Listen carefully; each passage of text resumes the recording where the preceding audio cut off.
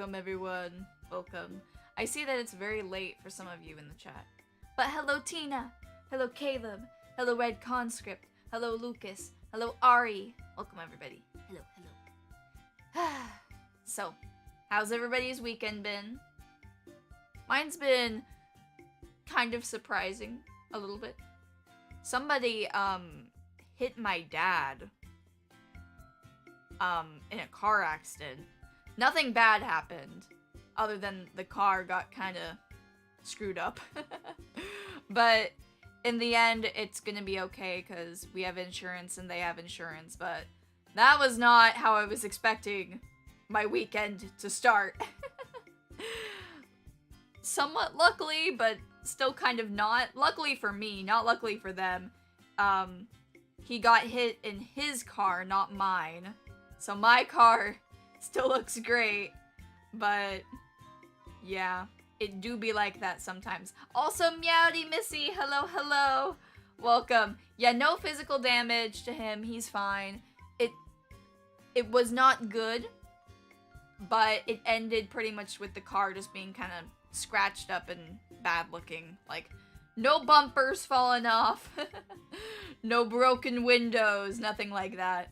But somebody was using the left turn lane to try and turn into the right lane. I know a lot of you guys do not drive, but if you are on the left side trying to turn into the right lane, that is not a good idea. You will hit someone. Probably. No, it wasn't a biker. No. If it was a biker, the person that would have been hit would have been in way more trouble than, you know, the car. That'd be hard to miss too if you were biking. Cause, I mean, a lot of times cars don't really have the best visibility, but when you're in a bike, you don't really have any excuse for not knowing what's going on around you. Cause you can just move your head and look to the right and see, yeah, that's not good. Oh, also, thank you, Milgram, for the subscription. Thank you, thank you. Oh my god, I'm glad your dad's alright, Aunt Poe. My dad ironically got in a bad one last year, lost his spleen. Oh my god. Jeez. Coded twice due to negligence and malpractice? Jeez, so the car accident happened, and then I guess a medical accident happened too? I'm sorry to hear that. I hope that he's doing better. Yeah, no injuries. Not even a little bit.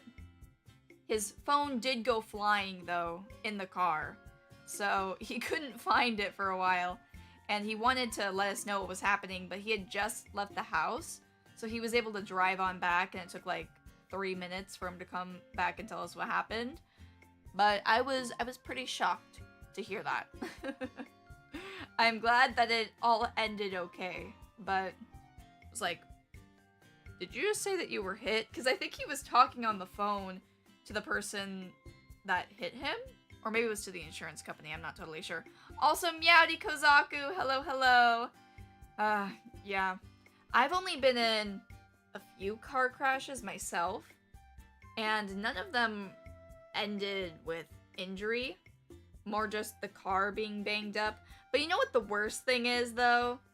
Like, I get people make mistakes, and they'll accidentally hit somebody, and, you know, that is not good. It's still bad, but at least you're stopping, and you're trying to get information, give information, you know, share your insurance stuff. But some people will really just hit another person, and then they'll just run away. They won't pay you anything. They won't exchange insurances, but yeah. There was one time where I think that the parking spot that I was in was cursed or something, because I actually made a mistake once. I was a relatively new driver, and the way that I parked, I lightly grazed another person's car. And in the end, we settled it by me giving them money rather than us going through our insurances, because that would cost extra money in the form of my insurance premiums going up. So I was glad that that was fixed. But I stayed in this car spot, and you know what happened? On the other side of the car, somebody hit me. And they didn't give me any money. Nope, no money. No insurance information. They hit me on the way out and just bolted. So I think that car spot was cursed. I feel like that's the only explanation. Because, you know, I would never have hit any car otherwise. No, it was definitely a mistake. But I do think, though, that there was something sussy going on over there. Let me see. So far in my life, I've nearly experienced car accidents, but also managed to avoid them when I was a kid. Oh, jeez. Yeah, you know what I was reading about recently? Apparently, in Japan, kids and cats just go around outside and play a ton. And there's not really that much of a risk of being ran over, because in the residential areas, apparently the cars go to like 5 to 10 miles an hour. So they're super, super slow. And I feel like that's probably part of the reason why, like, wild cats and stray cats are more common in Japan.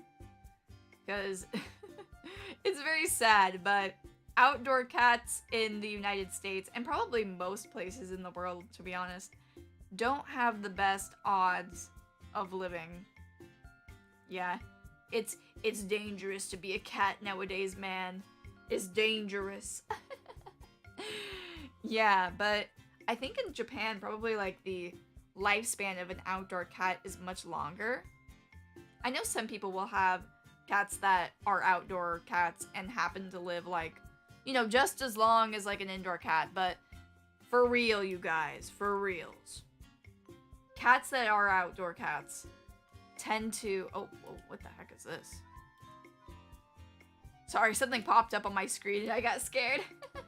Yeah, outdoor cats tend to live, I think, 4 to 5 years. Or maybe it's 3 to 4. I'm not totally sure. But either way, don't let your cats outside. Do let your Poneko outside, though. Because I might be wanting to be a neat, but I can't. Also, Meowdy Joshua, hello, hello. You brought the pizza? Nice. Me and my mentor, Mo, nearly got crushed between 2 B buses. He managed to floor it and make a quick left to right turn in less than a second.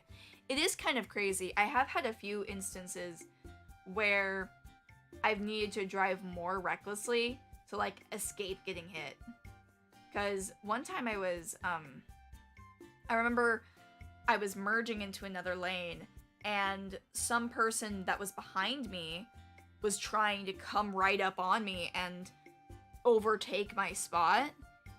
And that can end really, really badly. So I let them do it, but goddamn, that shaved a few years off of my life, I think. Also, Meowdy Sarah, welcome, welcome. I saw your PNGtuber model sketch on Twitter. Super cute. Everybody go check it out. Look at Sarah's new PNGtuber design. I think it's really, really cute. Your mom was involved in a car accident, but she's okay. Yeah, I think pretty much most people experience car accidents in their life if they're like in a car-dominated society, you know? I don't know. I don't think I know a single person above like the age of 20 that has a car, or that have parents that have cars that haven't been in a car accident at some point, you know? Super adorbs, the super claws especially. Yes, I like the big paws. You know, she gets it from me. We both got the big hands. Yeah, I do like it. I've noticed a lot of VTubers recently are either graduating or going on like super long hiatuses. It kind of makes me sad, because other than Rocco, there isn't really anybody that I know that's graduated or announced something like that. But yeah, it's kind of surprising. I mean, I understand why it's happening, because I think that this time of year can be kind of rough for a lot of VTubers. I think like I remember I was talking with some of my VTuber friends once, and they were mentioning that, like, viewership tends to go down when, like, school season starts. And I think it might have, like, a small impact on some of the people that are graduating, potentially. Because it can always be disheartening when, you know, you're doing pretty well, and then it seems as though out of nowhere your viewership goes, like, massively down. But I think for a lot of these people, probably the reviewers are, like, at school or something, and they're busy, so they can't come. It does seem more common lately. It's a surprise. You've seen a lot, too, alongside a fair bit of drama. Yeah, I feel like drama, though, is, like, just a constant state of existence in VTubing and the internet in general. But definitely a suspiciously high number of graduations. You finally got Pokemon named after me? It's in the Discord. Have I seen it yet? No, I have not. Let me take a look. Let me open it up. 1 second, guys. I have to see the Pokemon. I need to. Is it in the artist playground? Oh, no, it's not. It is... Where'd you post this thing? I don't see it anywhere. Oh, never mind. I see it now. Oh my god, it's so cute. Let me get it up. I'll show you guys on the screen. 1 second. It's me. It's so cute. I didn't know it was green. I know it's shiny, but I had no idea that this one was green. It's so cute. I'm gonna put it over here in the corner. Aww. Good job, though. Good job. I think it was worth the wait. For sure, for sure. Oh, did you guys hear about what's happening with Unity, too? I'm not sure if I talked about this last time, but I kind of wanted to get your opinions on it. I feel like this is one thing where I've seen nearly everybody agree on. It doesn't matter your point of view, politically or socially. It seems like everybody is in agreement. This is kind of a shithead move by Unity. They fixed it? Oh, did they? Did they say that they aren't going to be doing that anymore? You heard about Unity? Let me look it up, actually, because I did hear that there was an update on that, but I didn't read the news about it. Let's read this.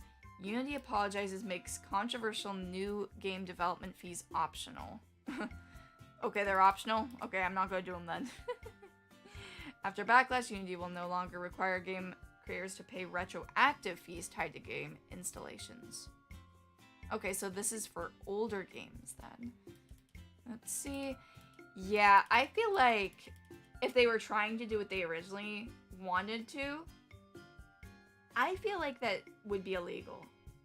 Because with all of these different contracts, you can't just randomly start charging people for old stuff, you know? Also, Meowdy White Bear, hello, hello. Welcome. Oh yeah, I feel like it's dumb as hell. I follow a small indie creator who makes her games via Unity to cope with a lot of serious mental health struggles. Thank God it's optional now. Yeah. I still would not trust Unity, though, after this. I feel like the fact that they were even willing to put this idea out shows a lot about them, right? If I were a game developer, I would maybe finish up the game and then I would make a new one. Unless I had just started on the game, then I would probably just move all my stuff to like some other development software. I don't fully know how difficult it is to make games, so keep that in mind. I'm not an expert. I know you guys don't think I'm an expert, because I'm not, but still. Yeah, I would want to probably learn how to do something else. I feel like RPG Maker is really good. Maybe it's because my mama is an RPG Maker horror game creator, but I don't know. I feel like RPG Maker is just like the easiest thing to pick up compared to a lot of the other ones out there. Sounds just batshit insane when Ubisoft said if you don't log into Uplay, you won't get your games offline and you lose all your data. That is annoying. Speaking of which, you know what's also annoying about offline gaming? Like, why is it on Steam that I need to be online all the time to get my games. Like, I know that you can turn on offline mode for Steam, but that also requires a lot of planning. And you need to do it, like, hours before you have to go to, like, an actual event where you won't have any, internet. For example, I like to bring my laptop with me whenever I'm on, like, a international flight or even just a domestic flight, so I have something to do. And usually, I want to be playing a game or something. Because, I don't know, I don't really like reading while I'm moving. It kind of makes me feel a little bit car sick or motion sick. I don't know. When I'm in the car, I'm also just kind of careful about being on the computer in general. Well, not computer, the phone, I mean. But I like to watch things on the phone rather than read them. I don't know. Something about it just makes me feel sick. You're a fake Pomodachi, you're late. Ro. Why are you late? My mods are supposed to be on time. What the hell? It's okay, though. But goddamn, I gave you all this power, and you're just gonna show up late to my streams. What the hell? Ah, it's okay. Bro, why can't Steam just make a way to say check something in settings to make a folder on your PC for offline saves? I agree. I mean, I feel like it couldn't be that difficult for them to implement. Because they already have an offline mode. It's just that you need to get it to work earlier. I don't know, I feel like maybe you should have to obviously be online to access the Steam store. But to access the games, you shouldn't have to be online. Right? I mean, it's the same way too with like phone games, you know?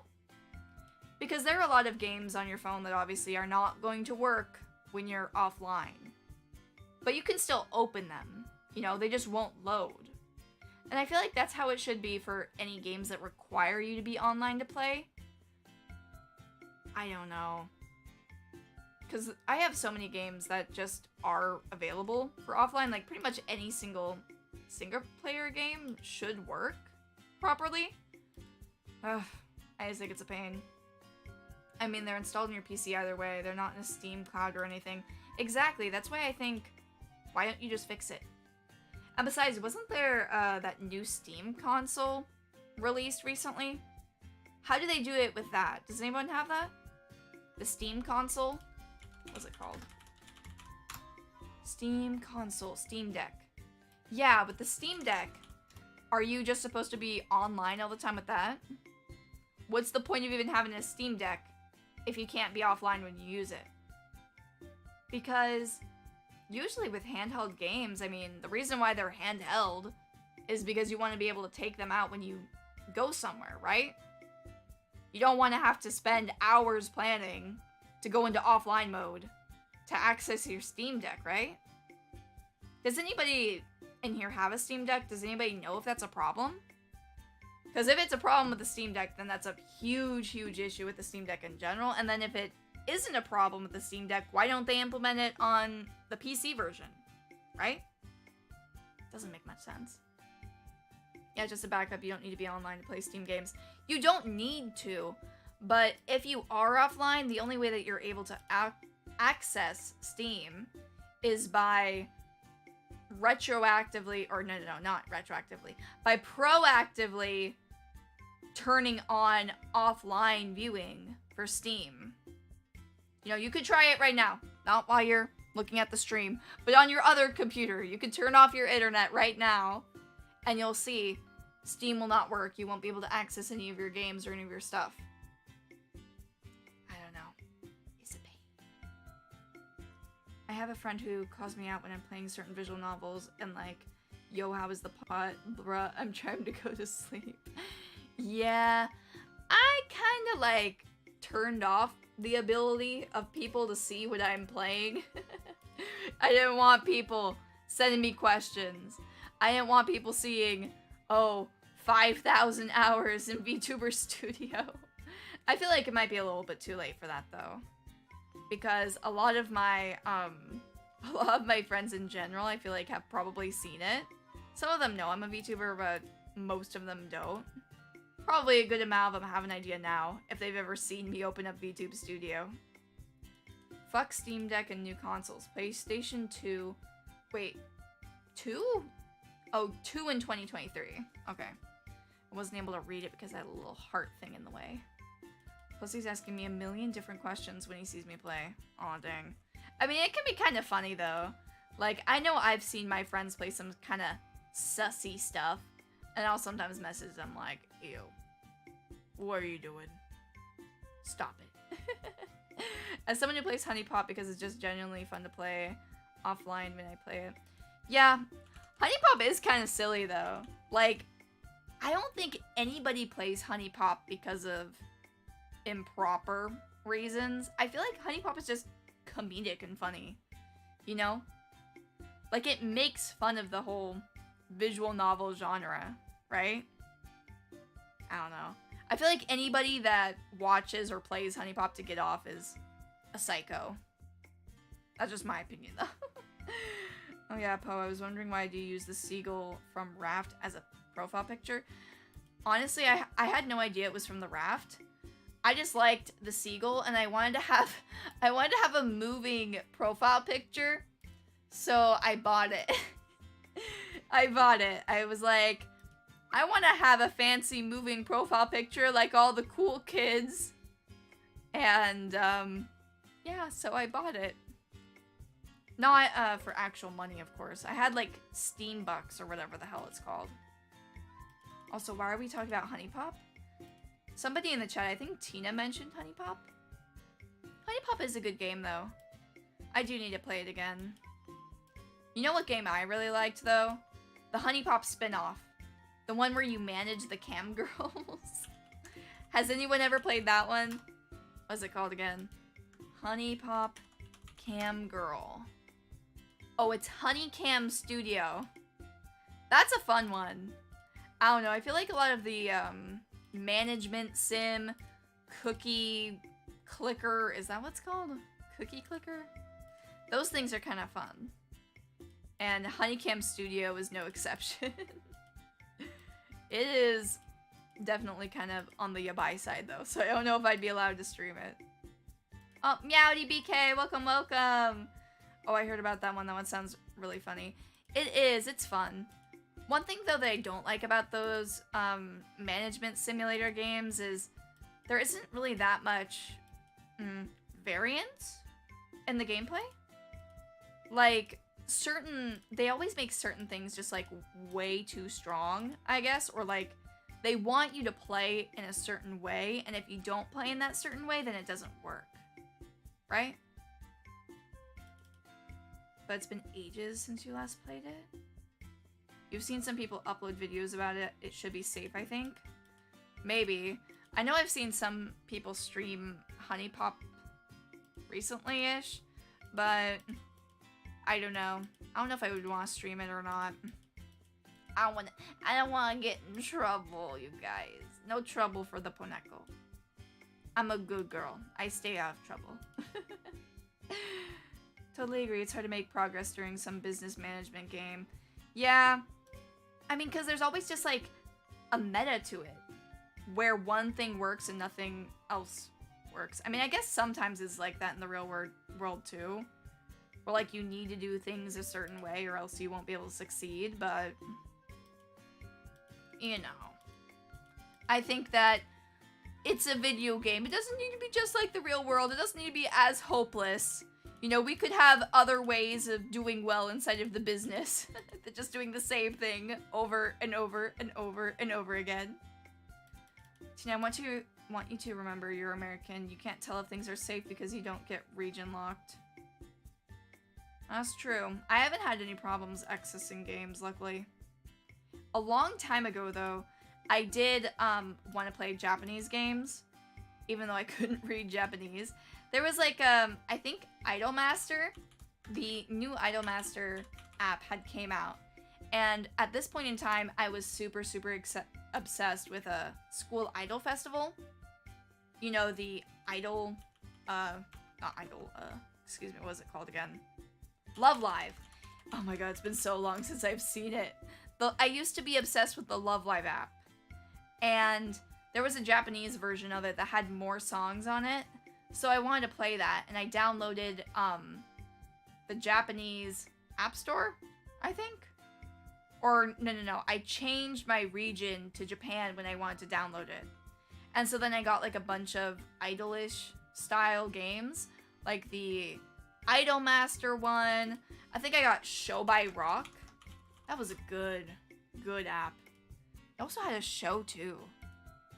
Jeez, I was just looking it up. Apparently it had 4 seasons. I only watched 1 though. Huh. Wait, do you know about the rabbit incident too? Huh? What rabbit incident? Actually, probably don't mention it. It's probably something bad, isn't it? That's why there was an incident, huh? Jeez. Now I'm scared. I'm gonna go take a drink of water. Yep. No rabbits here. Just Nekos. See? No rabbits. I do like rabbits, though. I like bunny girls. But that's a story for another time. I did once have a rabbit, though. Super cute. I think, I had 2 of them. One of them was, like, the floppy-eared one. What is it called again? A lop-eared rabbit? I think that's the name. Yeah, one of these. Let me get a photo really quick. They're super cute. So there's like different breeds of rabbits. And this is the floppy-eared rabbit that you really commonly see as a pet. Because I don't think that these really exist in the wild. I had one though that was super cute. But these are so soft. And I had one that was even softer, called a Rex rabbit, I believe. Definitely the softest animal I have ever felt in my life. Oh my god. These creatures are soft, man. Super soft. Let me get a photo so you guys can see what I mean. Hello? Please let me save this. Oh, there we go. Oops. Let me move this.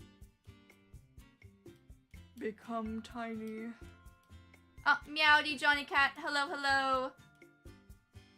Yeah, I had one of these. A Rex rabbit. Might have been a mini Rex. I don't know. But they are super soft. So if you're wanting a soft animal that is not a chinchilla, I recommend the Rex rabbit. I've never personally had a chinchilla before, but chinchillas are even softer than these Rexes.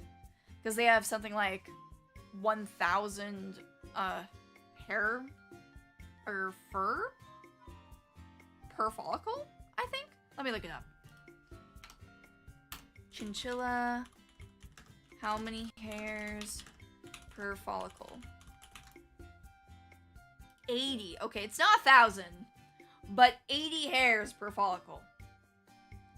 Whereas for humans, I think it's probably around 1 to 3 or so.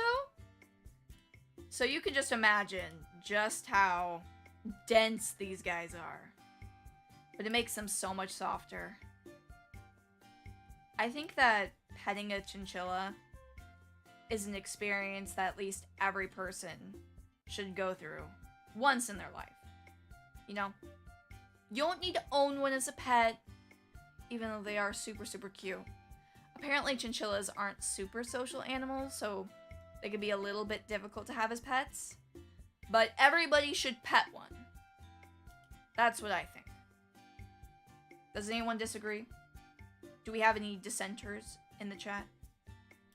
On the topic of small, cute, fluffy things, anyone here have the extreme desire to pet a sugar glider? You want to know something interesting, Tina? I actually had a sugar glider once. A long time ago, when I was like 9 or something. I was obsessed with them. You want to know why? I felt like they looked like one of those cute alien creatures. And as a young weeb, they almost a little bit reminded me just of anime in general. Because they have such big eyes. And I don't know. Younger Poe was obsessed with big eyes. Like as big as possible. And sugar gliders, they got those big eyes. Not as big as the eye or whatever the hell it's called. But they are really pretty. Do you guys want to know some sugar glider facts? As someone who owned them. Owned 2 of them. The boy sugar gliders look kind of weird. They have like a little bald spot on the middle of their forehead. So I don't think that they're as cute as the girl sugar gliders. You know, because they kind of look like they're balding a bit. Which you don't always want to see on a sugar glider. It isn't like an ugly bald spot though. It kind of looks like a little diamond shape. Right? But they have a little bald spot on their head. Apparently it's to mark their scent or something. And the girlies don't have any sort of indent like that. Yeah. I had 2. The girl was kind of unsociable and a little bit insane, for lack of a better word. But the boy was pretty nice. I didn't really get to hang out with them too much though because they're nocturnal. Like super, super nocturnal. More nocturnal than even like the hamsters that I had. And they're very, very loud in the nighttime. But very still during the daytime. So you can't really play with them. I never even realized there were gender differences between them. Neat. Yes. They're super, super cute. And they can also glide, like the name says. So they can like jump from place to place. I'm not sure if you've ever seen those videos before of like a sugar glider jumping through the air like a parachute. Super cute. Super neat too. Being a mammal that's semi-able to fly? Like a little bit? Relationship goals? Are you talking about my sugar gliders? Because they were pretty crazy. I had 1 boy and 1 girl. And they were going wild in the nighttime. They glide, right? Yeah, they glide. They don't actually fly, but they're able to glide, so they can get some distance. But they have to be like up on a high ledge to be able to get any sort of momentum from the glide. You know, they can't just like jump up and start flying. They work the same way as like a flying squirrel does. They are really similar though. Flying squirrels and sugar gliders. Oh. I do like flying squirrels. And regular squirrels too. Honestly. Even if they might take out my internet sometimes, they've still done less harm to me than the ISPs as a whole. They're responsible for less. Sugar gliders glide? No way. Yeah, they do. Yes way. You held one at a fair years ago and it kept trying to crawl into your pocket. They do like pockets. They do. They like being in any sort of like encased thing. Because they're marsupials. You know, they're like kangaroos. So they like climbing into pockets. They like climbing into purses. Stuff like that. For my sugar gliders, I had a like mini pouch that I would carry around. It was very cute. But it did smell kind of like pee. It did not smell the best. Yeah. It was cute though, you know, getting to carry around your little animal in like a mini kind of house. Well, I guess maybe for their perspective, it'd sort of be like a house, right? Oh, also, did somebody join the chat? Kitty?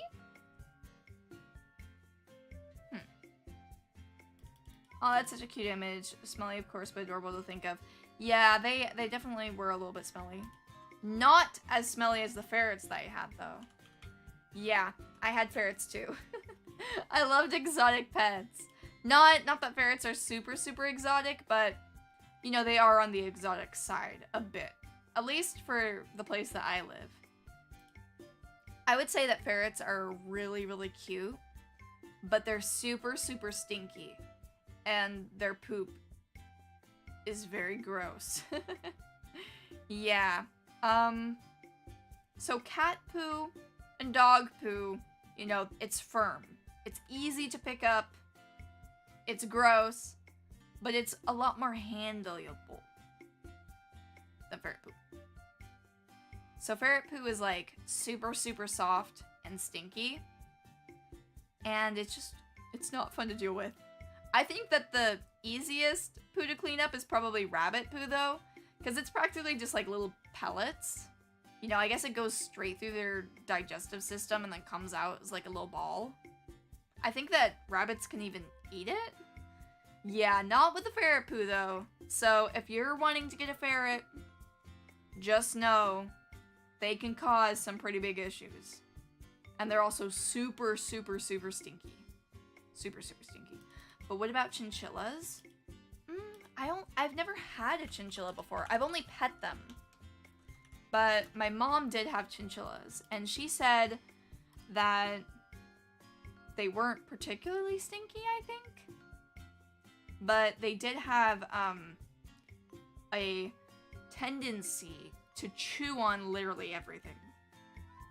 You know, they liked biting into the wires. So do rabbits, and pretty much like any rodent, I think. Because their teeth are constantly growing. Yep, they're chewers, and they do take dust baths. They do. I don't think that ferrets are supposed to get a dust bath though. I don't know. Yeah, I'm not really as much of an expert when it comes to birds and stuff like that though. Because, I don't know, birds kind of scare me a little bit. They spook me out. Just a bit. I do think that they're cute. I do think that they're smart and playful. But parrots kind of scare me. They have those big ass beaks. I feel like they just want to bite me. And they have bit me before. Not like it even in a mean way. That's the thing too. Because they use their beak to get around, you know? Like they grab onto you with their beak so that they can get on to certain parts of your body. And it's like, you're making me nervous. Stop it. Can't you just crawl on me normally? Do you need to use your mouth for that? Yeah. I've mentioned this before though. Toucans don't have the same problem because they got that waxy beak. They got a waxy soft beak, so it doesn't hurt. Yeah, but normally if it has a big beak, it's gonna hurt a lot. So be careful. What about budgies? Budgies are super, super cute. I don't think that they really scare me quite as much. Not to say that, like, I'm afraid of parrots, because I'm not, like, scared of them. They just make me a little bit nervous. So, like, I wouldn't necessarily want to have one as a pet. But budgies, I feel like their beak is small enough that I wouldn't really be too nervous. I do think that they're cute, though. Are budgies and lovebirds the same thing? Lovebird versus budgie. Oh, no. Lovebirds are different. Okay. Lovebirds have a bigger beak. And they also just look different. I think I prefer the smaller budgie beak. And also the smaller parakeet beak. Or no. Yeah, budgie and parakeet are synonymous, right? Anybody know? Anybody an expert in birds in the chat? You had a bird that you were babysitting try to eat one of the freckles on your arm. Yeah, they've done that to me too. Like on a freckle or a mole or like your nails. Yeah, if you're wearing nail polish and holding a bird, be careful. Cause I don't know, they see it, they think it's shiny and they want to eat it. Actually, they probably don't even want to eat it. They just want to bite it. Maybe it's like one of those ASMR things where it looks super satisfying, so they just want to chew on it a bit, you know? Yeah, they did that to me once when I had gel nails. Spooky. How about badgers? I don't know about badgers as pets, but I do think that they're very cute. And also, apparently, they're able to fight, like, snakes and stuff like that, right? Honey badgers are nutty, though. Honey badgers are kind of scary. Aren't they practically, like, wolverines? You know? Like, super similar? I feel like wolverines are cuter, though. Let me get a photo of Wolverine animal. Yeah, I do feel like the Wolverine is cuter than the Honey Badger. Does anybody remember the Tasmanian Devil? Like the real ones. And also the one from the cartoon. Damn, they made the Tasmanian Devil look nutty. How about cockatiels? I feel like cockatiels sort of seem like an anime creature, right? Like, they don't even seem like they'd be real. Because how is it that they're able to have such perfect little cheeks? You know? With the orange circle. So that they look like they're blushing all the time. I don't know. I think that they're super cute, though, but they're almost too cute. Right? Like, they don't seem real. Maybe it's another government conspiracy. I don't know. IRL Tasmanian Devils look so goofy. I love them. I do. I love them. Wolverines are cute. Have you seen that guy with the clothes from Marvel? Yeah, he is not quite as cute. But Wolverines, the animals, are cute. Speaking of which, anyone remember what Lunatics Unleashed? That was... Oh boy. Is that like a spin-off show of Looney Tunes? Lunatics Unleashed. Oh geez. You didn't warn me that there was gonna be some mega cringe. What the hell is this? Ew. Is this a new show? It says it debuted in September 2005 and ended May 2007. Okay. At least it's over now. I saw something posted about it in 2011, or not 2011, 2021. So I was worried. Jeez. Ooh, mega cringe. Yeah, I'm not gonna put it on the screen. I don't want to subject you guys to that. But if you are wanting to see some mega cringe, just look up Lunatics Unleashed. No, it's from the late 2000s. It's very cringe. It is. I have never watched this show, but I can already tell this is some pure, unadulterated cringe. Post sparing us from the cringe. Yes, I know I'm a kind god. Not even the funny cringe, just cringe. There is definitely a good way to do cringe, I feel like. I feel like with being a VTuber, sometimes I try and like toe the line between cringe and like overly mega cringe. Because I think that like some level of cringe can actually be kino, but too much is not good. Too much of a good thing or too much of a bad thing, you know, I think a little bit of cringe is the spice of life, right? Poe knows how to be cringe without the cringe. Exactly. It's like self-referential cringe, maybe? I don't know. Ironic cringe? Maybe? I definitely do feel like it's kind of interesting.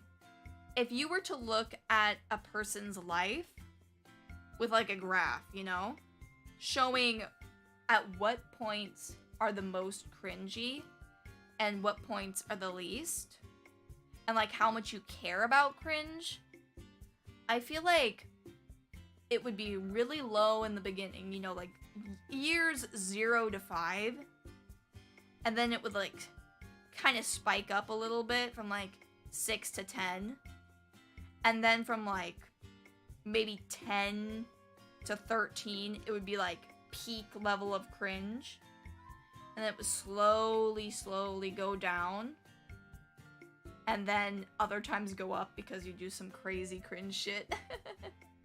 I'm cringe but I'm happy. Exactly.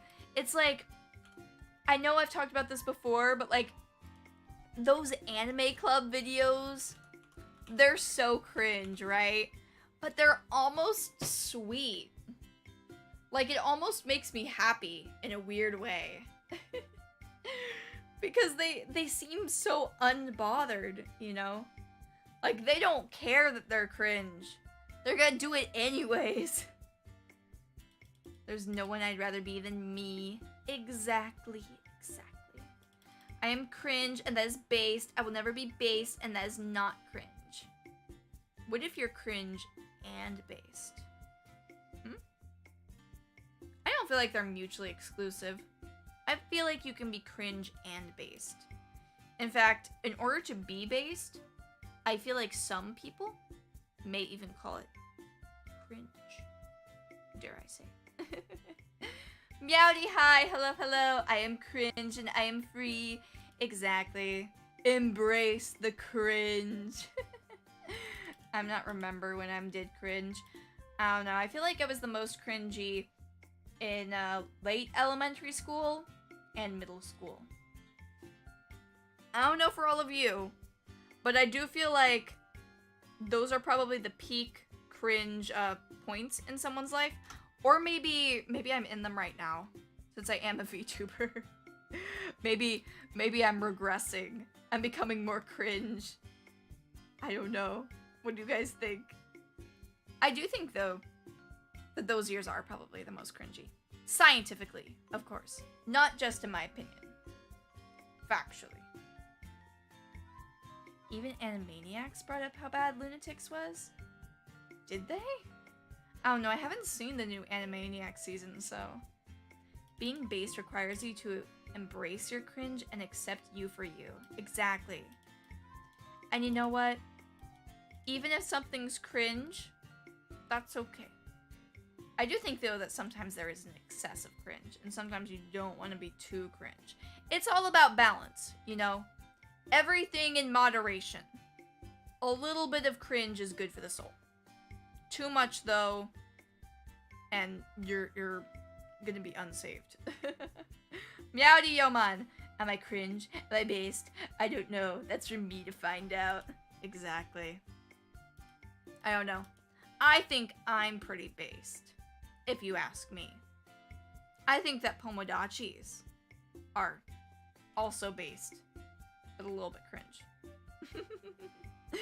I think I'm a little bit cringe too, so we're a reflection of each other. TikTok is full of too much cringe. Yeah, it is. I do feel like the prime cringe time of TikTok, though, was in the very, very beginning. Like, I don't think that TikTok has as much cringe stuff as it used to. But maybe it does. I haven't been on TikTok in a long time, but I remember, like, nowadays, there are some TikTok compilations that can be vaguely okay.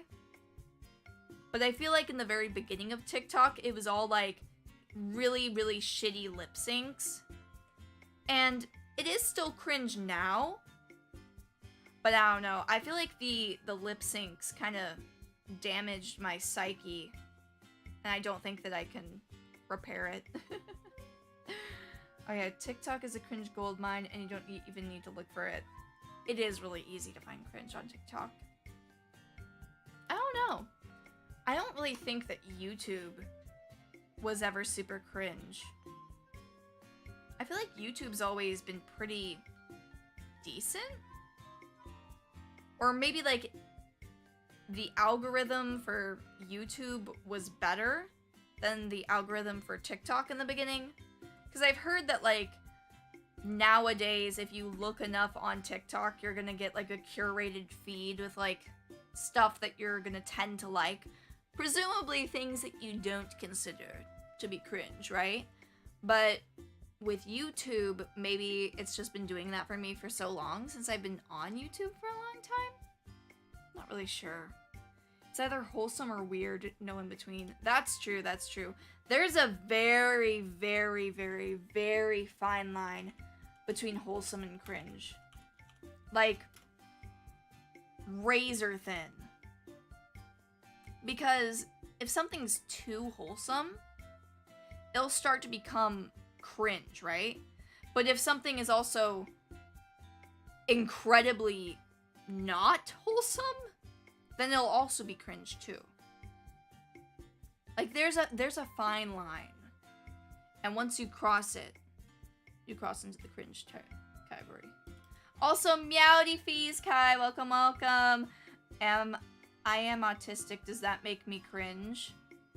Nar. I don't think so. I don't think that that's cringe.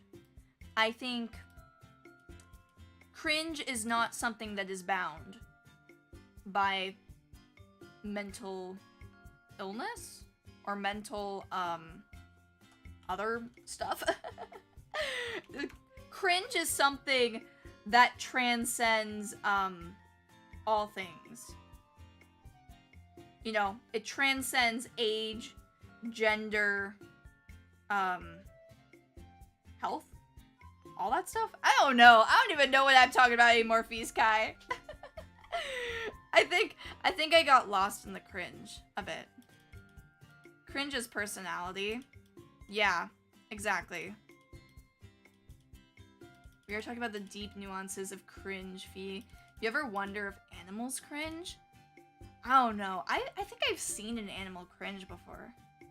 Not really in the sense of, human cringing, but I have seen them cringe at, like, another animal before.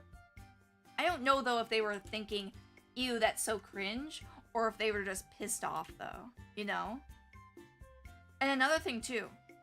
If cringe is an emotion, and not just, like, a state of being, is cringe more on the side of anger, fear, or disgust? I feel like it's kind of a mix of all three, but I think that if I had to quantify it, maybe like 60% disgust, 10% anger, and 10% sadness. Actually, I think that only adds up to 80%. What would the remaining 20% be? I don't know. I think the remaining 20% is like miscellaneous shit. I mean, I'm neurodivergent and someone told me I was in the autism club, so... Well, I don't think that means that you're cringe, though. And also, even if you are a little bit cringe, it's not as though that's a bad thing. It's just too much. You know? You don't want to be too cringe. You just want to be a little bit of cringe. Because if you're not cringe at all, then people are going to be suspicious. They're going to be like, how can someone even be this perfect? I think cringe is most disgusted mixed with a slight amount of fear. Oh yeah, true. There is also a little bit of fear when it comes to the cringe. Because when I'm watching cringe compilations, I'm not like fearful for my life, but I'm fearful for theirs. You know? Like, very much secondhand embarrassment. Right? And I feel like that's sort of a form of fear, isn't it? What do you guys think? What are your theories? Poe, we aren't saying that we are cringe because autism. We're saying most of us are autistic. Okay. But what does that have to do with cringe, though? Then again, most typical people act very autistic, but they're undiagnosed. I don't know. I've seen cringe from pretty much every single person on the spectrum. So I feel like it isn't super, super related. Like, there might be a slight correlation at times, but I don't think that it's, like, strong enough to say that autism causes cringe, or cringe causes autism. Like, there's no causational, or causal relationship between the two. Anyways, that's my thesis. So, let's talk about something other than cringe, right? I have many sides. Okay, you guys. It's okay. You're cringe or you're not. Don't worry about it. You know, cringe is a temporary state. It doesn't last forever. And cringe is subjective. I'm 100% cringe, KW. Anyways, let's change to the subject. We all love you regardless. Yes. I'm gonna talk about something else now. No more cringe. If I go on any longer, I'm gonna cringe. I swear to God. Yeah. So, you know what is annoying, though? And almost a little bit cringy? A lot of times I'll be losing, like, my phone or some other random stuff, you know? And I don't know. I feel like, for me, I don't believe in paranormal stuff Like, I don't really believe in ghosts or in spirits, ghouls, vampires. I don't know, all of that stuff. But something that I feel like is probably more likely, if paranormal things are real, I feel like what they do, like the most malicious ones are able to do, is like just make your life super, super inconvenient.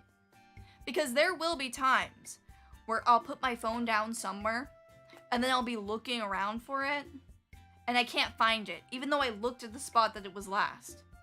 And then I'll come back around like 5 minutes later and it'll be in a place that I've already checked before. And I don't know, I sometimes think that, like, is the world trying to gaslight me right now? Did a fairy just pick up my phone, you know, hide it, and then put it back? I feel like it's more likely than it seems. Because how could I, Poneko, misplace my phone and not know where it is? The most malicious ghosts for me are poltergeists, or the kind of ghosts that move stuff around you. Yeah, that's what I'm saying. Who the heck is moving my phone? Or moving my hairbrush? Or moving whatever it is that I'm trying to find at that particular moment? And then I walk around, and then come back, and then it's exactly where I thought I left it. Like, am I just crazy? Is there something wrong with me? Or maybe it's just that the world is against me. I don't know. I swear, sometimes Earth just gaslights us when we're looking for things. Yeah, and there's another thing, too. When I'm looking for something, and I can't find it, and then I ask my mom to help, and then she's able to find it immediately. What's up with that? Is it a ghost? Is it my mom? I don't know. Maybe it is just my fault. But that just doesn't seem right. 'Twas Roro. Roro would do that if she could. She totally would. She would move my stuff just to mess with me. The ghosts like to do a little bit of silly activities. That's what I'm saying. And honestly, I feel like if I became a ghost, that's probably what I would do. Like, I wouldn't want to hurt people if I became a ghost, but I would want to spook them a little bit. You know, just give them a little scare. But nothing, like, so big that they think that they're going insane, you know? Like, just opening and closing the door slightly. Or maybe moving stuff around. Would I ever possess someone? Probably not, unless I was trying to, I don't know, stop them from doing something really, really bad. Maybe then I would. Or if there was something I really, really wanted to do. Or eat. You know? They just pull stuff out of the 5th dimension and you're like, I swear it wasn't there before. Exactly! Be like, I checked there! How is it there? Yeah. By the way, Poneko, check DMs. I got an answer for the mom thingy. Okay, I'll check the DMs in a little bit. Poneko would be the mild inconvenience type of ghost. Kind of like the box ghost from Danny Phantom. Exactly. That's the kind of ghost I would want to be. Not somebody that's screwing over everything, making it all awful, you know? I really don't like that power. It sounds super busted.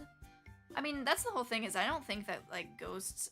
I think if ghosts exist, which I don't really think that they do, I think if they do exist, they have, like, very, very little power. That's just my opinion. Because, like, a lot of that paranormal stuff, there is an explanation for. Even if people say there's no explanation for it, usually there is. Usually the explanation is somebody's lying, you know? Photoshop, fake, you know, all of that stuff. Or just coincidence, you know? Sometimes there are coincidences that happen that seem as though they're paranormal, but they're not. And, you know, sometimes we do hallucinate a little bit when we're getting scared, right? I'm gonna quote my favorite political figure and say ghosts aren't real if you don't believe in them. I have heard that before too. That's sort of like an Umineko where it's like, if you don't believe in witches, then they can't hurt you. I definitely think though that they aren't able to do much if they are real. You know, if they are. The most that they could probably do is like move shit around. Like in photos, the human brain can't think it's seeing a face even if it's not seeing anything. Exactly. And that's the thing too, like sometimes you'll see like some weird grainy photo and they'll be like, oh my god, it's a ghost. Look at it, it sort of looks like a face. And it might sort of look like that. But that doesn't mean it's a ghost. Like, what's more likely? That something's a ghost? Or that's just a weird-ass photo? I think it's just a weird photo. Yeah, I believe, but most videos of paranormal are either very sussy or something else. Like, it's easy to fake a lot of stuff. Yeah, that's how I feel about it, too. You know, when people... Because I've had a few friends that have told me about, like, paranormal things that they've had happen to them. And I want to make it clear, it's not as though I don't believe that they think that that happened. You know, and same with you guys. Like, if you guys were to say, well, Poneko, I actually had a ghost that tried to kill me in my house once. It's not to say that I don't believe that you think that that happened. You know, like, I believe that you saw something that made you think that that was happening, right? But I don't believe that that's what actually happened. You understand? It's not that you're lying. It's that you're mistaken. Well, not necessarily you, but, like, the person in question. You don't believe in ghosts, but you do believe in being haunted? Do you mean, like, being extremely unlucky? And having things just go badly for you? I feel like for an actual experience, you gotta go to a legit haunted place without knowing it's haunted. Yeah, I mean, because that's the thing too, your expectations are going to greatly influence your thoughts about a particular event. Like, if you're going to a place that doesn't look spooky, and let's just say the, not the window, but like the door is kind of moving without it seeming there was a reason for it to move, right?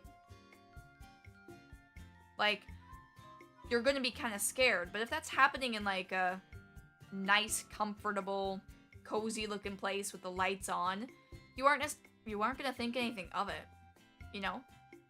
And I think that your expectations make you a lot more... makes it a lot easier for you to believe that something strange is going on. And also, just fear in general, like, enhances things, you know? What I mean is being haunted by your past or by your own personal struggles. Okay. I do feel like I understand what you're saying, but just in the context, it is a different thing in terms of being haunted, right? Yeah. One thing, though, that I will say as a fact, regardless if, like, paranormal stuff is real or ghosts are real, I don't believe in witches or, like, fortune-telling or psychics or anything like that. No. Like, all that stuff is just bunk. I'm sorry. You know, with things like... what's the word? With things that can't be necessarily disproven, I can't say for a fact that ghosts aren't real, but nobody's having frickin' psychic powers, okay? Yeah, no witches, no magic. I don't believe in any of that stuff, personally. Because it doesn't seem as though there's any evidence for it being real, and all of the evidence for it isn't even evidence. It's like anecdotal crap of somebody saying that something happened, like hearsay, you know? Nobody's ever proved magic to exist, and there's no reason not to, you know? especially if any of you guys have heard of this man, there's a person who has done who has like a challenge to any psychic or any magician or any witch or anything like that, and they have like a reward for, I think, $1 million, I believe, if somebody's able to do something that like proves that they actually have supernatural abilities. Girl, you're literally a cat girl. Exactly. Not by magic, by science. Okay? I didn't magically grow cat ears. It's a scientific thing. I've told you. Poneko believes in science. It's from the radiation. Even though radioactive material might seem magical because it is glowing, it is not magic! It's natural. Well, maybe not natural, but it is scientific. What about souls? When it comes to souls, I don't think that, like, souls are a physical thing. But I mean, clearly, like, people have their own minds. And so I think that, like, you could say that that is a soul. But I don't know if I necessarily, like, believe that, like, there's, like, a thing inside of you called a soul? Does that make any sense? I mean, I feel like your brain is your soul, right? The only magic I believe in is the magic of emotions. The sheer willpower of human beings can be amazing sometimes. Believes in science is Poneko, Big Bang Theory fan. Yeah, guys, Poneko's mom is a cat girl and her dad's a nuclear bomb. It's scientific, bro. Exactly. It's just science. It's science. No, but when it comes to certain things that might seem magical, I don't believe in things like manifestation. If any of you guys have heard of that, from what I know about it, manifestation is basically saying, I'm going to have this happen for me because I want it to, and I'm going to manifest it into existence. I do think that it can work, but it's not because you're manifesting it. It's because you're taking actions to get what you want to have happen. You know? That's not magic. It's not manifesting. It's literally doing things to make what you want to have happen. It's practically the same as like saying, I want to become better at cooking. I want to become better at cooking, and then like you become better at cooking by cooking things. They're like, oh my god, I manifested that. Oh man, you just started cooking. Yeah, I mean, to each their own, at least it helps them get the thing done. No, yeah, I definitely can see how it can be helpful. And people can call it whatever they want to call it. I just don't believe in it in the sense that it gets anything done. Like that the action of manifesting is resulting in any sort of buff, I guess, to have that thing happen. Because ultimately it's either coincidence or you did something to help get it. I wish things work like that. What about astral projection? I mean, I think that people will think sometimes that they're astral projecting, but I don't think that they're actually doing it, you know? Sort of like I was saying earlier, where I believe that certain people think that something is happening, but it isn't really. You know, like, isn't astral projection sort of like lucid dreaming? I feel like that's more of what it is. Wait, Poneko, do you think that fruits can have a ghost/soul? I don't think so. I mean, I don't really think that plants in general would necessarily be able to. Apparently, some person that my dad knew did an experiment like a long time ago where he would like say nice things to these plants that apparently had like the same soil, same everything, and he would, you know, water them, but he would like compliment them and stuff. And according to him, the plants that he said positive things to did better than the ones that he just, you know, fed normally. But I don't know if that's true though.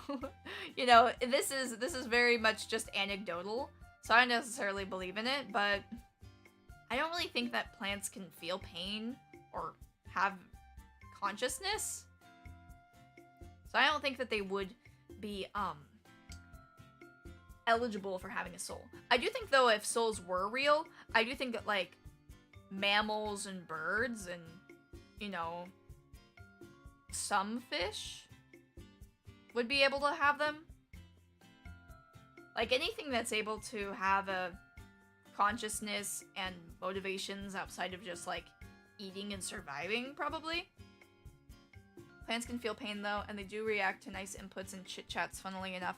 Is that so? But when I say that they feel pain, like I mean not in the sense of like that they will react to things that are bad. Like, I mean pain in that they're able to actually feel it and it hurts them. Because there is a difference between reacting to something and actually feeling it. Because plants don't have nerve receptors. Also, thank you, Alex, for subscribing. Meowdy meowdy. There's a video of a mushroom being cut, and you can hear it release a pain response as they have a way to communicate. I don't know, I need to see the video of that, but that does sound interesting. What about Venus flytraps? I mean, I don't really know enough about Venus flytraps, but plants don't feel pain, at least in the same way that we do. If they do feel pain, it would be a totally different thing that they are feeling. You know? Like, I think this might be a way to explain it. Not necessarily, but when you put your hand on a hot stove, right? And you move your hand away. Usually you move your hand away before you even feel the pain. Like you're reacting to it before it even registers in your brain. So maybe plants have a similar-ish mechanic where they react but they don't feel the pain. Right?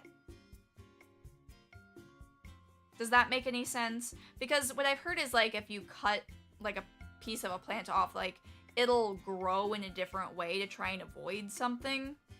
Presumably, I guess some people would maybe think because they feel pain, but I don't think it's because they feel pain. I think it's because they're avoiding something, right? Also, Meowdy Alex, hello, hello. What kind of content do I do in my channel as a streamer? Well, usually I do a lot of Zatsudans, so talking streams sort of like this. I play a lot of video games, I do a lot of karaoke. You know, you can look at some of my covers if you want. You can give them a listen. But I mainly just do streams of games, talking, karaoke. Don't really do too many videos that are pre-recorded other than covers. Anyways, so I was just mentioning earlier about the plants and feeling pain and stuff like that. Let me look up what you were talking about, saying nice things to the plants, being actually good for them. Plant experiment, saying nice things. Students insult plants in unique anti-bullying experiment. What is this? Incredibly, the plants which got played the negative comments withered after 30 days while the ones playing compliments remained healthy. I mean, that could be true, but it doesn't really make too much sense.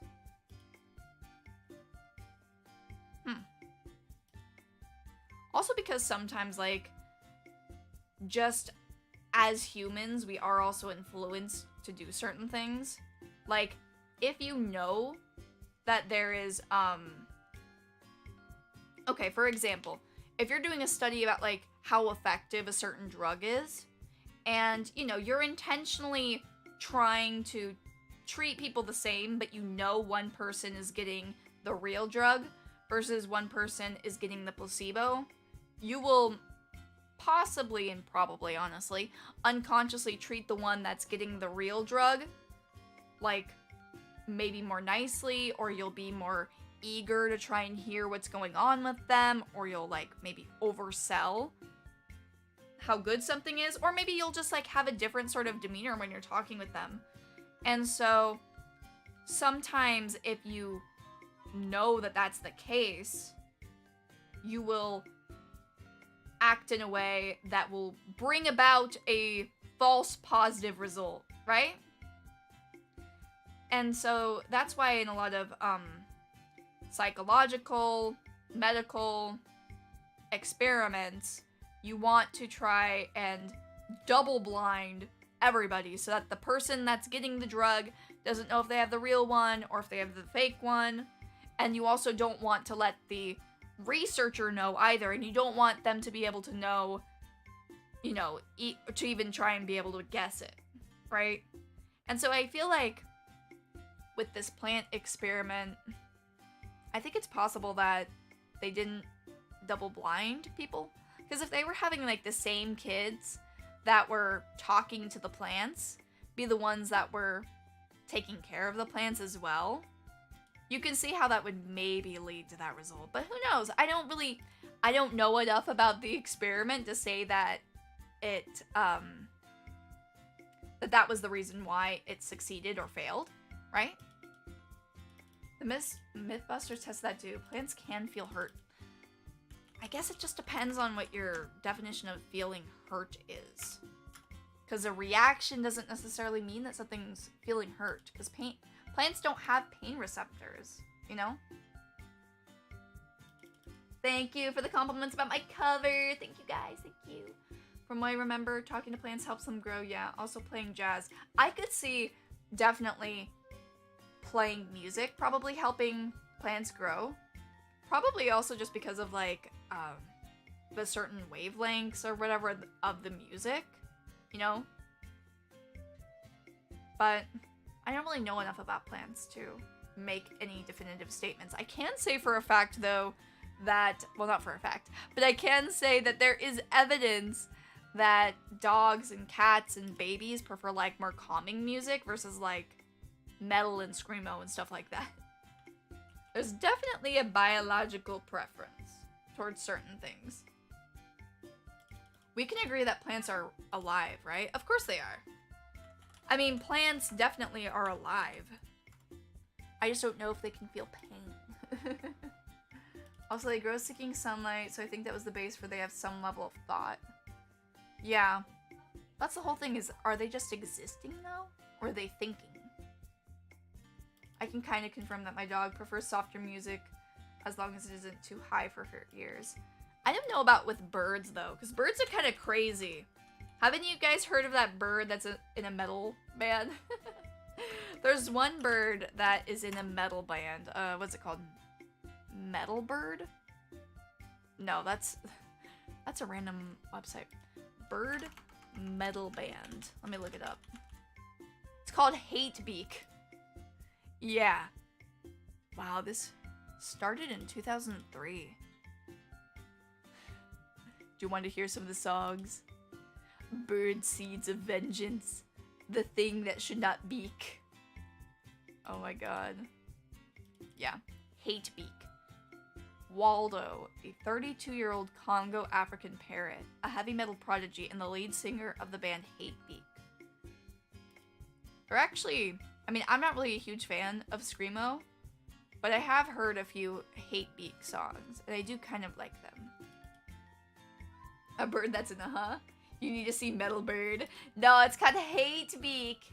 You have to look it up. It's pretty fun. So maybe birds don't mind it quite as much. Or maybe that bird is just crazy, you know? Because definitely some people like metal, and a lot of people don't. So maybe that bird is just one of the crazy ones, you know? One of the built different birds, if you will.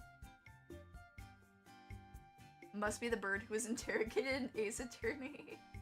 Your sister's in the metal. You'll have to send her Hatebeak then. Get her like an album or something. I think that Hatebeak is actually signed to like a record label. If I remember. Let me see. Hatebeak. They never tour as to not distress Waldo. The band's sound has been described as a jackhammer being ground into a compactor. Wow, how complimentary. Aquarius Records magazine called Hatebeak furious and blasting death metal. Hatebeak made its second record with Caninus, a band whose lead singers were dogs. Wait a second, now I want to know about Caninus. Death grind band with 2 female pit bull terriers. Let's go, women in music. Budgie and Basil. They were signed to War Torn Records. Oh my god. How the fuck do 2 dogs have a record label? Oh my god, I love that though. Oh dang. Apparently the dogs died though. That's sad. But I still want to try looking into Caninus now. Caninus. No dogs, no masters. Are there any animal bands that you guys can think of? There was one Twitter video I saw recently of like these cats trying to do music, but they weren't really that good. It was really funny though. Let me see if I can get it for you. Let me grab the song. 1 second. Actually, I don't think that I have it bookmarked. No! I'm sorry, you guys. Just look up cat band, and you'll probably be able to find it. There are dogs singing metal? That's right. I can't find any bands with horses for members. Agony. Damn. That's very sad. I'm sorry to hear that. Now I'm curious, though. What are some animal bands? Oh, I was just Googling animal bands, and now it's just coming up with, like, those silly bands. God damn it! Animal music bands. Let's learn together, you guys. Animal music band. Oh, no. Now it's just coming up with the band called The Animals. That's not what I want! I'm talking about Hatebeak, Caninus. Are there any other ones? I need to know about the animal bands. I do! Why are they hiding this information from me? Come on. Let me see. Maybe there's more on Wiki. Zoo musicology? It's a study of musical aspects of sound and communication as produced and perceived by animals? It's a field of musicology and zoology? Huh. Can you imagine? You're like, yeah, I got a master's in zoo musicology. That'd be pretty cool, though. I would love to have a master's in that. Even if it might not be that useful. There's like a squid band. I don't know if anybody knows about it. I don't know about it. The Amazing Acrocats?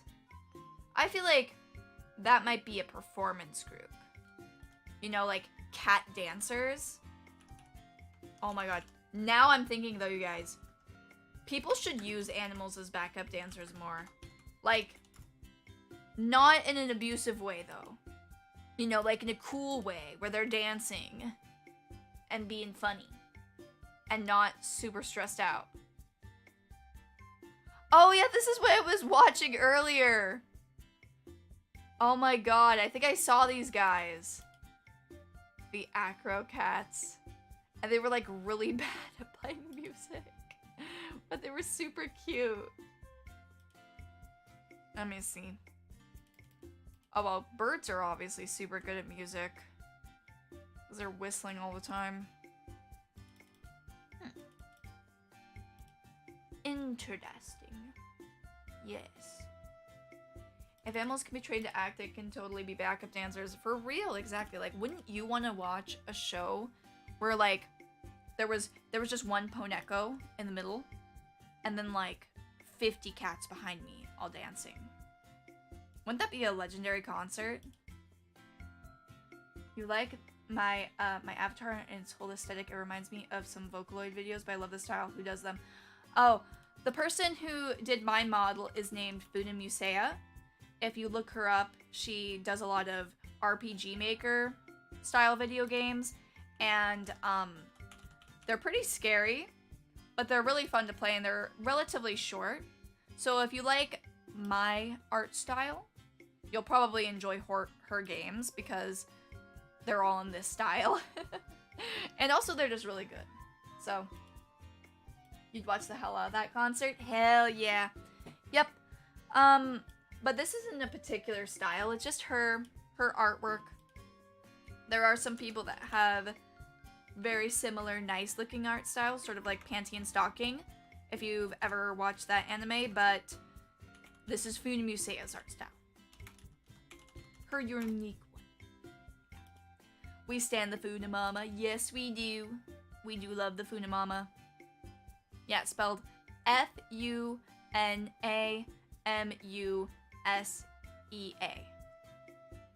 And she also has other VTubers as well, so you may want to check them out. I really like playing with my older sister, Uni, Fuako Uni, Mako Komeda, Rocco, but she doesn't stream anymore, unfortunately, Rushi, Reina, Torin, Rainy. There's a lot of good ones.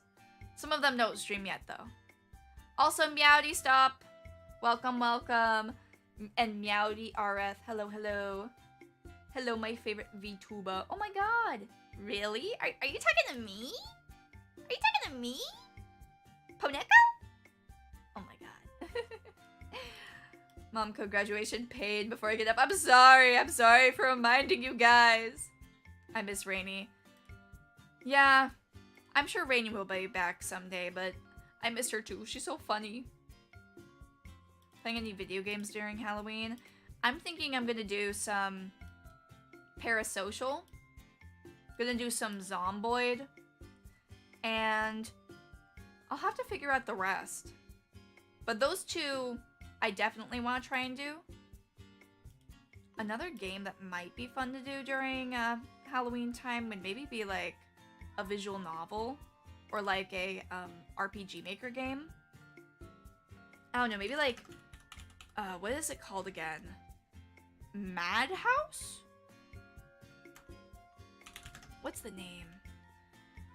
Does anybody know any good like RPG Maker horror games? I mean, I know you guys do, but like which one should I do for Halloween? Because I am wanting to do like a relatively quick and easy RPG Maker horror game that I can finish in like a single stream. What about Silent Hill 3? That game is bomb. I don't know. I'll have to consider it. I haven't ever played any of the Silent Hill games, but I have heard that it's really good.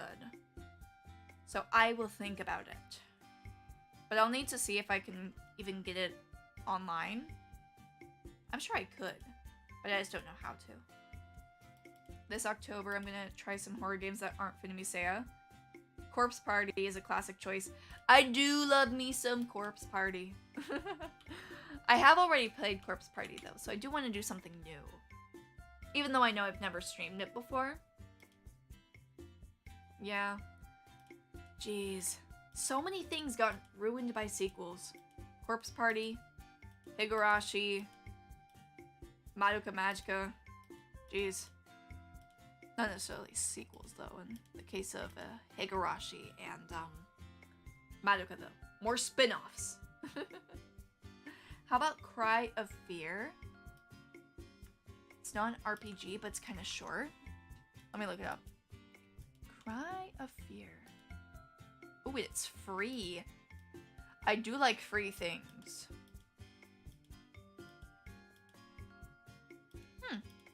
I'll check it out. Looks kind of fun.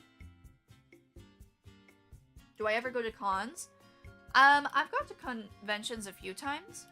I used to go a lot more frequently, but nowadays I don't really go as much. But I used to like cosplaying. I still enjoy it, but I haven't cosplayed in a while. They say Omori is a hidden masterpiece. I really want to try it out. I actually have Omori in my Steam library, and I've been planning to stream it ever since I debuted.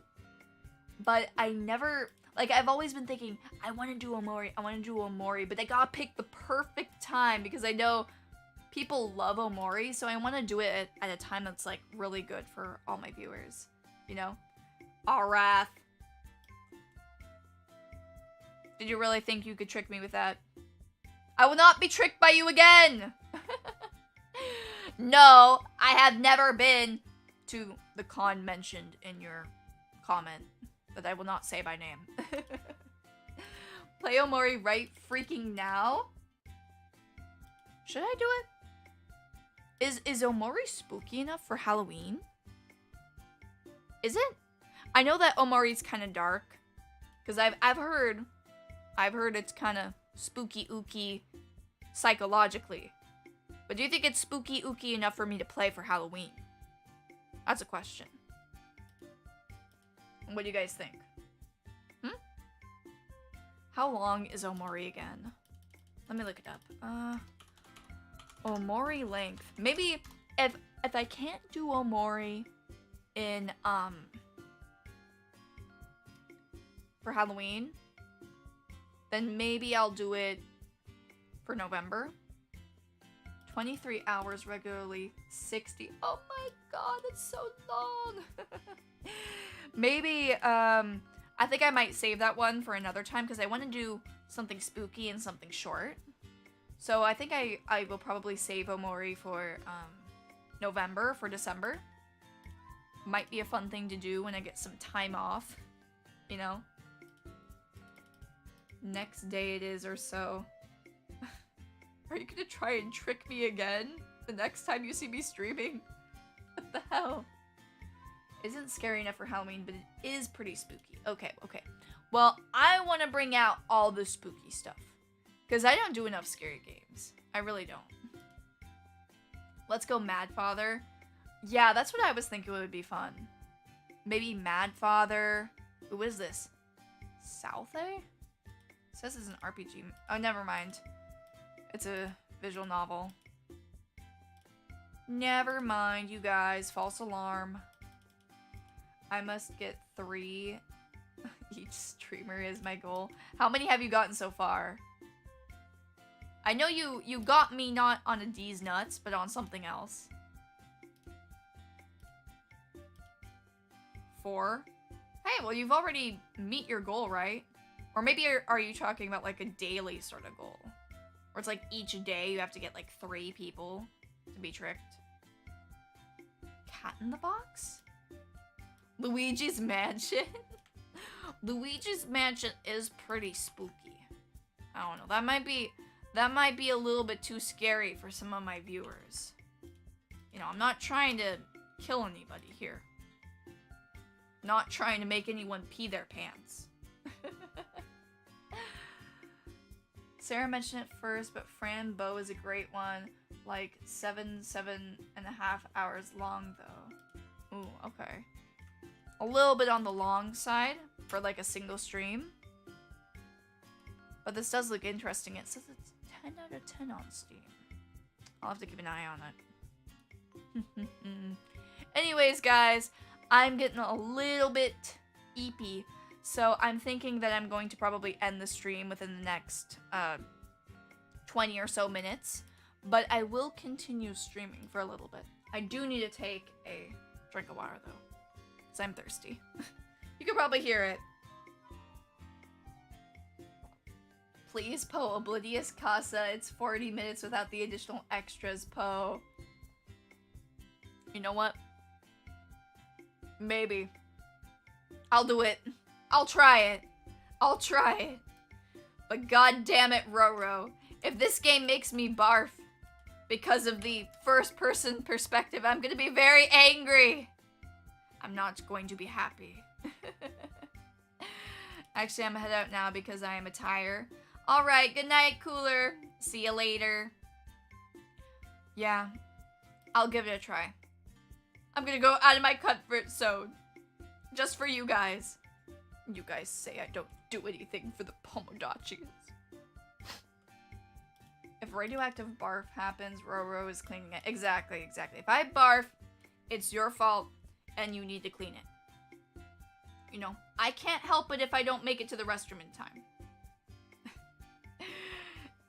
Are you guys good at, like, making it to the restroom when you do throw up, though? Because, I mean, I try to. When I have had incidents where I, like, accidentally throw up or whatever. But it's hard sometimes. It is. I feel like I probably have like a 60% rate, which is lower than I'd like, of when I do feel sick and like nauseous, of being able to make it to like the toilet in time to get the throw up in. Not me, I painted my room twice with whatever I ate that day. Aw. I'm sorry. She did say that it's a 40-minute game, and I've said this before, an hour is my limit. If it's less than an hour, I might be able to do it. If it's longer than an hour, I won't survive. So that's how it is for me. How do I get that rate? I don't know. I'm just thinking of like times where I've missed getting to the toilet and then times where I have made it to the toilet when it comes to throwing up. Because, I don't know. A lot of times you'll just be like, bleh. Usually, I don't think I've ever thrown up in the car. So usually I'm at least good enough to make it outside of the car. But sometimes I'm not able to make it to the toilet. I don't know. Usually though, most of the time I throw up because like, a combination of like motion sickness and not having enough to eat. Or having like too much to eat, right? I could suggest Hornets by Kitty Horror Show. It's a twine game and reading. Sadly, all but one of her games are first person. I can send a list of them though, so you can see if any would be okay for you. Yeah, feel free. You know, send any ideas that you guys have in the suggestion section of my Discord. And if they're a horror game, they might be a little bit more likely to be played in October.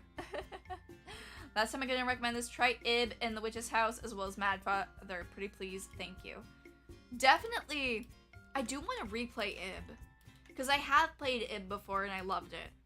And I think I might have played the Witch's House or I watched someone play it like forever ago. But I don't remember what happened. So maybe I would be able to do it. And with Madfather, I think I played it a long time ago, but I forgot everything that happened. So it'd probably be like just playing it for the first time anyways. I definitely do want to do a lot of RPG horror. Preferably multiple, but you know, we'll be able to have several streams during the week, so should be good. There's an official Ib remake on Steam now. And it's an Ib remake? And that's how you met Rocco? Okay. Oh, I think I remember when I saw Rocco play that. That was a while ago, huh? Goddamn. Time moves so fast. What the hell? I see, I see. So, did they make any actual changes to the game, though? Or is it just, like, work for Steam? I remember I tried downloading Ib, like, forever ago. And it just wouldn't work on my computer, so I watched PewDiePie play it instead. Okay. Yeah. Ib might be fun to replay. I do already know everything that happens, though, so I don't know if it would be quite as entertaining for you guys as, like, me freshly reacting to something. But I do enjoy Ib. So, if not now, later, but I'm definitely going to try and do some RPG horror games. And probably Madhouse or Witch's House. One of them. One of the two. Whichever one is shorter, probably. Shame I'm realizing you're not able to play Amnesia. At least not right now. Maybe when I get a stronger stomach. You'll try and link some RPG Maker horror games. Yeah, and even though I love Funamusea's games, do not link them right now, because I am aware of them. I do know of their existence. As her daughter. I do want to maybe play some of them over again, but right now you guys just gotta be happy about the Grey Garden. And then when she comes out with a new scary game, then I'll play that. Once it's translated, at least. Or when the Wada no Hara reboot is done and ready to play for English speakers.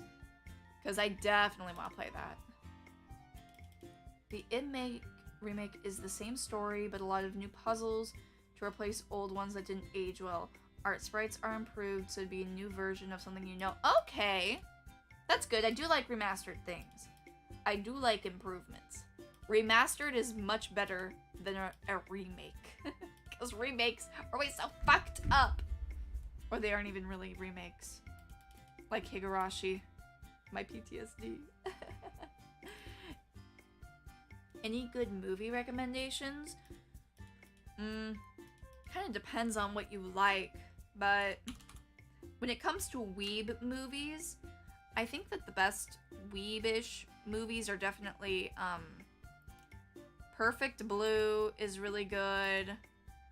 The Bakemonogatari movies are really good. I prefer the Bakemonogatari movies over the series, to be honest. The Madoka movies are really good for weeby stuff. Outside of weeb things, though, there are a lot of movies I like. I gotta go onto IMDb to look at all of them. But when it comes to, like, famous stuff, Lord of the Rings are great. I like The Good, the Bad, and the Ugly. Apparently it's top 10 on IMDb. What the heck? That's surprising. I'm, like, the only person I know that's ever watched The Good, the Bad, and the Ugly. So that's strange. Silence of the Lambs. Right now I'm just naming things that I like from, like, the top 100 list. But Toy Story, Monsters, Inc. Those are all good. Scarface. Yeah. Remakes are the same thing, but they change the engine or direction, while reboot is a start over from scratch. Yeah.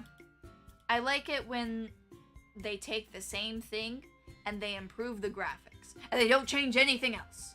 Oh, well, actually, maybe they can also change the interface to make it better. But don't be just rewriting the story and making it worse. Because that just makes me sad. I would have liked the fucking Go twist if it were better executed.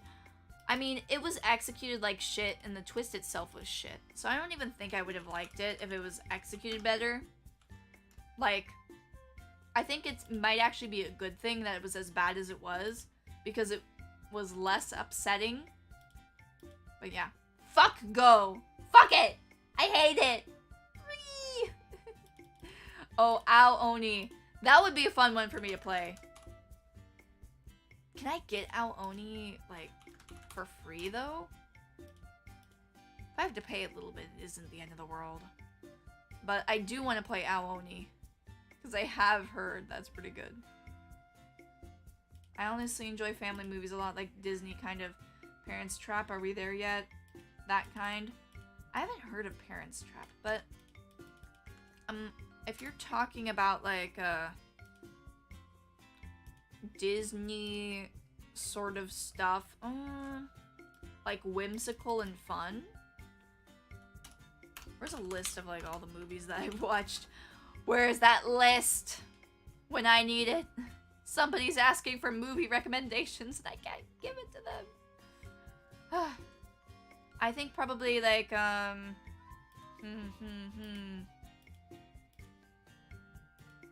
looking through the list right now. Because I don't really watch a ton of super family-ish movies.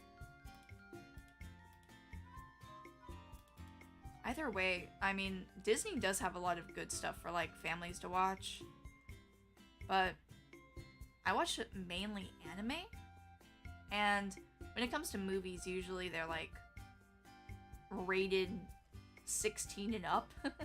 Or they're usually Disney or Pixar, which I feel like you already would know about them then, right? Anyways, leaving for real. See you guys. Bye-bye, Cooler. See you later. Here are the Ao Oni links. Can I trust these? Am I going to get a virus if I download them? I'm gonna have to look it up. But these probably are safe. Oh, jeez. Reading the comments. I installed 2 on accident and it won't let me uninstall it. What the hell? Jesus. Anyways, my throat is kind of hurting a little bit today. So I think I'm going to head on out for now, but I will see you guys on Thursday this next week on the 5th. So I will see you guys later, and you know what that means. It's the spooky month. It's starting. Oh, never mind. It's not the 5th. It's the 28th. Excuse me. That's 2 weeks from now. God damn it. I was excited for October. What the hell? Well, I guess I'll see you on the 28th. Anyways. Tomodachi Pride. Good night, everyone. I'm gonna find somebody to raid. If there's nobody that I know, though, I'm not gonna raid because I'm spooked. I was mentioning it earlier in the chat. I don't want to incur the wrath of any yandere VTubers. Anyways. Tomodachi Pride. Bye-bye.